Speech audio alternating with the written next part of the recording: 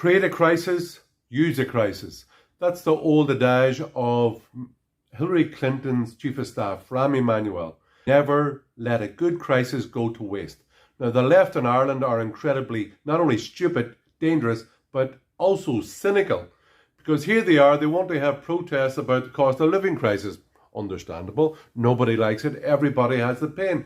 But it was their policies, or the policies that they supported the government on, which created the crisis.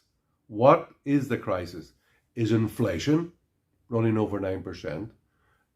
Is the cost of living, which comes from that, and also the cost of energy, which is a big part of the problem at the minute. But let's look why we're here in this situation, and let's look at a few solutions how to get out of it. Now, Ireland is in the EU and is a member of the euro currency, and the ECB, based in Frankfurt, has had a policy of low interest rates to suit Germany and France, for example, and also very high money supply. It thought it would print money and pass it round, and everybody would be fine. But the problem of cheap money and not having control of the levers over monetary policy, which is interest rates and money supply, is that their euro problem. This is the second time we've had a boom and bust in the last 10 years because of euro membership. And that was compounded then by Irish government policy during the lockdown. Well, we shouldn't have had a lockdown. It was a very ineffective and damaging time in our country. A consequence of the lockdown is that there was a huge amount of money was pumped into the economy. People were on PUP payments. They weren't working, but they were getting paid. So that eventually means that there's more money chasing less goods and less services. Now, the consequence of, or more money, chasing less goods and services is inflation. So inflation is like a tax on ordinary people who rely on their wages. Now, rich people who have assets, their assets go up in price, and so they're not hurt. But ordinary people on a wage, they are really hammered by inflation. Inflation is like a tax on poorer people. So a consequence of euro membership and the lockdown policy of the government was a cost of living crisis and inflation. And of course, who were the most strident, hysterical advocates of the lockdown but people before profit? The Labour Party, Social Democrats, and Sinn Féin, who all voted for all these government policies and were screaming for a zero COVID policy. Yes, the authoritarian left, which we have in Ireland. Now, the Irish Freedom Party, we want to take back our own currency, to make sure that the Irish government have control of our interest rates and of our money supply. Increase in energy prices was also, at least initially and partially, caused by inflation. And it came before the invasion of Ukraine by Russia.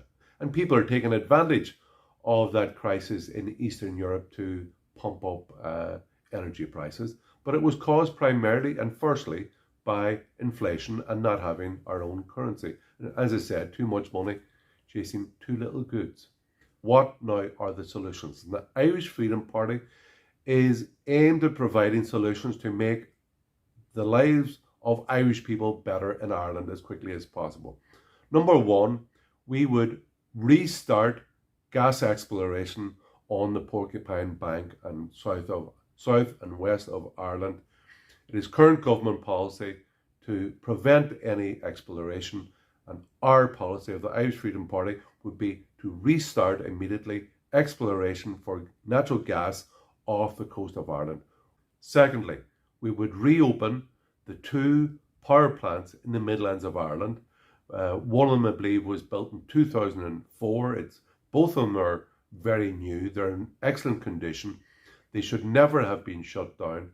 We would reopen both the power plants which have just been shut in the Midlands of Ireland because of this crazy climate change alarmism, which is agreed between Fianna Fáil, Fine Gael, Green Party, the Greens, and all the left. They all agree with it. They're all responsible. Thirdly, there should be no planning permission for new data centres in Ireland. We know that by the end of this decade, 30% of all Irish energy goes to globalist data centres. We believe this is irresponsible. The first duty of the Irish government should be towards the Irish people, not the globalist corporations. We believe that those data centres, if they want to be in Ireland, that they should provide their own energy source. Solution number 4 is that we would seek to stop all subsidies to wind turbine farms, which are very inefficient, very expensive. The only reason that they really exist in Ireland is because of subsidies which were brought in by Hermann. Remember the last time the Greens and Fianna Fáil bankrupted the country just over 10 years ago? Yes, that was one of the last policies brought in by Hermann. Wind turbines, you can see I've done a video on it before, are expensive, inefficient. They're also a pollutant. They destroy bogs. There's been 5 landslides in Ireland over the last number of years. They're very destructive of the environment. They're ugly. They're noisy. They kill birds. They are an intermittent source of energy, and those blades that they have are not renewable. So they're expensive. We believe there should be no subsidies on wind turbines, and in government we would seek to stop all new planning permissions for new wind turbine farms. Point number 5 is that long term Ireland needs more energy. We have to be realistic about it and say, so we need to provide the government or companies, energy companies in Ireland, need an environment in which enough energy can be produced to provide for all the people in the country.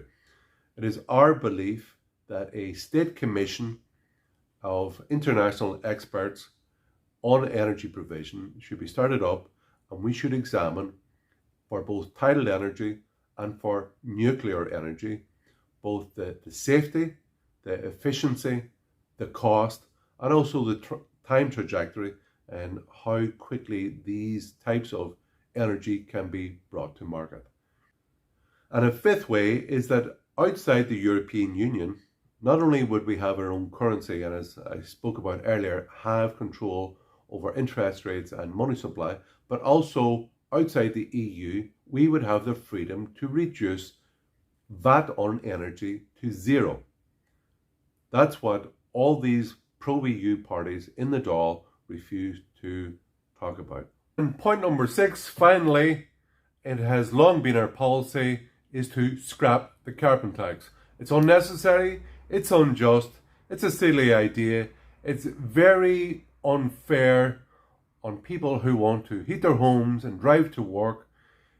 Once again, it's one which disproportionately hurts older people and poorer people, and we've opposed it from the beginning, and it's completely unnecessary. So my name is Hermann Kelly.